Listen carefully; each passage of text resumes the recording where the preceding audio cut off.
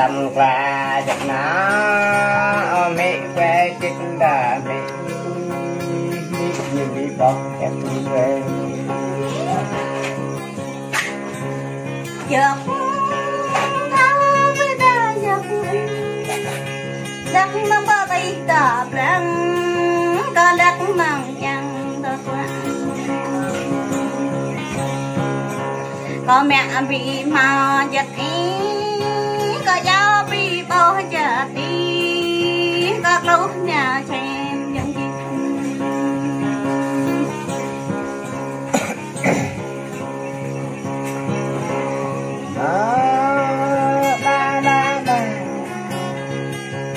cha hoa chị mà ra cha hoa trai mà tàu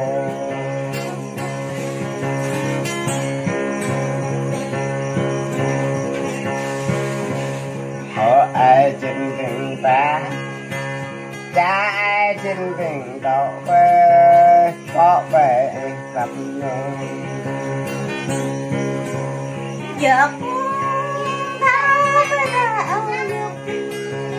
mà dân chít nằm ý chú phần cha vậy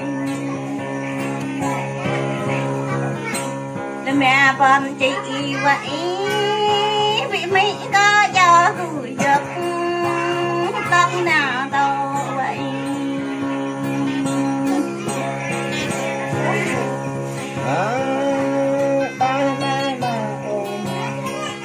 có sẽ gặp nghe vậy mà biết làm để ôm mà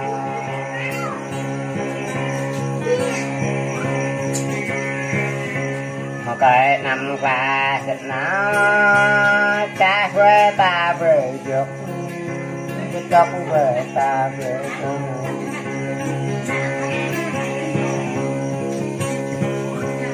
giật tháo với ta giật đi mà miếng cao chân cả cái mà cái cho cả giật tớ mừng trước của ta nó thích mi vậy cho biết ta bị dọa lên nó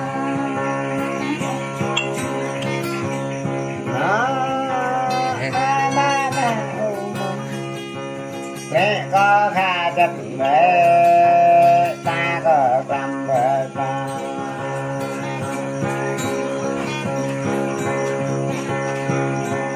bao chim tay vàng bạc bao chim ăn vàng bét đã hết tình giàu bây giờ không phải chụp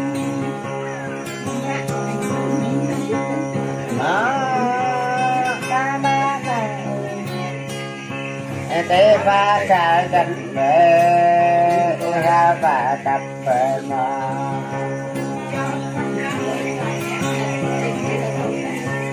tổ chim bằng nào sang cao nụ tay cơ tay măng pha nụ ạ cao tay măng phật vì vui giấc tuần tệ nơi ly đã nên có nó giết vui giấc tình cha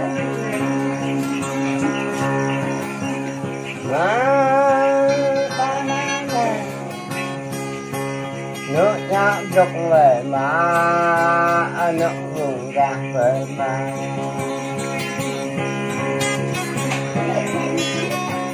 tổ chim bằng nào sang có nụ dân tao măng ý tao gần ai măng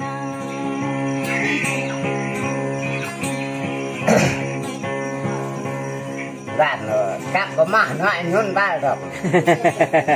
bởi vì nhưng Việt Nam mới nên là hài he nghe Việt Nam mới nên bao in tin cả bạc bao in ăn cả bạc là hết tình giàu tình lâu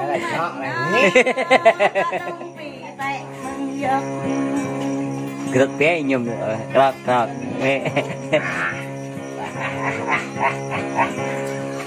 bà mấy đã đi rồi. Bà má ra kìa. Ông mình lo má coi. Dạ ông mình lo má coi. Yo mi có kha măng nó yo mẹ có bị tung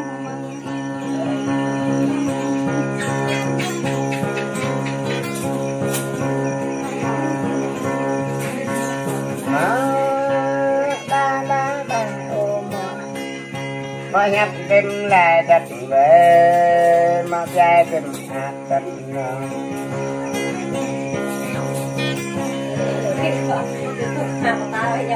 giật ít đó tim đây vậy cha tim ác vậy có chắc tôi giật tôi lọc gọi thật nó phải gọi thật về tại nhàm về mà giờ đọc có bị gò vậy giờ ba có bị gò vậy có còn đi bao chi